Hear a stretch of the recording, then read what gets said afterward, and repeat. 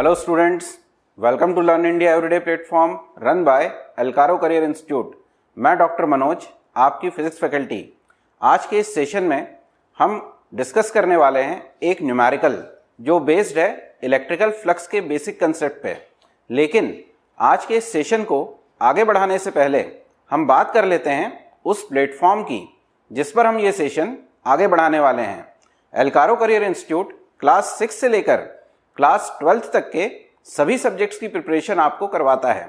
यहाँ पर हम आपको स्कूल एग्जाम के साथ साथ IIT JEE और नीट की भी प्रिपरेशन करवाते हैं। तो चलिए, ये तो हुआ प्लेटफॉर्म के बारे में। अब हम स्टार्ट करते हैं आज का सेशन।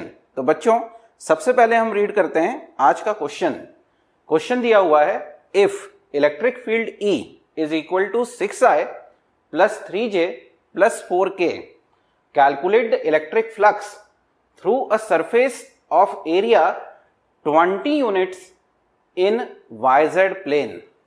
तो हमें यहाँ क्वेश्चन में सबसे पहले दिया हुआ है इलेक्ट्रिक फील्ड, और इलेक्ट्रिक फील्ड बच्चों हमें दी हुई है कार्टेशियन कोऑर्डिनेट सिस्टम में।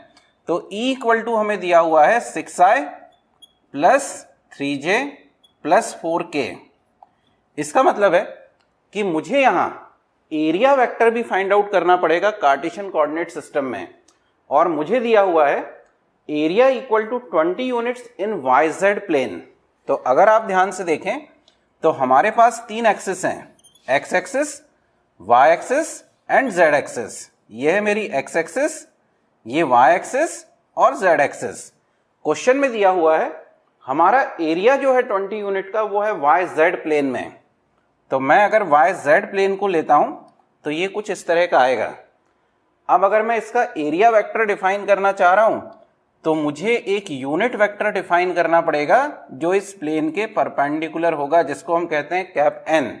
और इस कैप N के डायरेक्शन में इस एरिया वेक्टर का डायरेक्शन होगा।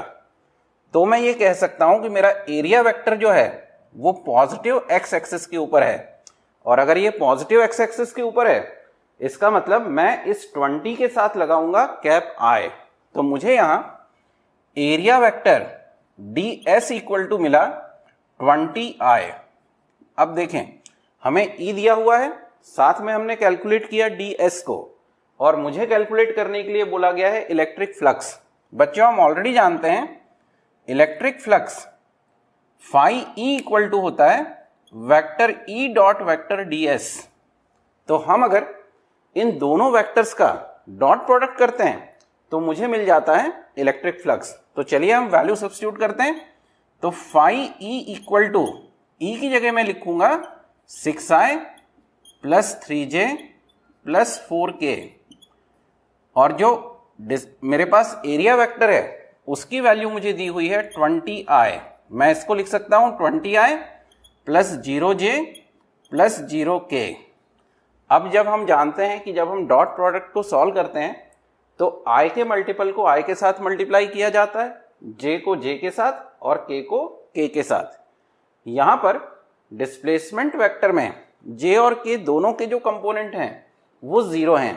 इसका मतलब यहां मुझे केवल 20 को मल्टीप्लाई करना है 6 के साथ, और मैं अगर 20 को 6 के साथ मल्टीप्लाई करता हूं तो आंसर आता है 120। तो फाई E की वैल्यू मुझे मिलेगी 120 वेबर। तो बच्चों, हमने इलेक्ट्रिक फ्लक्स के ऊपर बेस्ड इस क्वेश्चन को सॉल्व किया। नेक्स्ट सेशन में एक नया कंसेप्ट लेके हम फिर मिलेंगे। तब तक के लिए नमस्कार।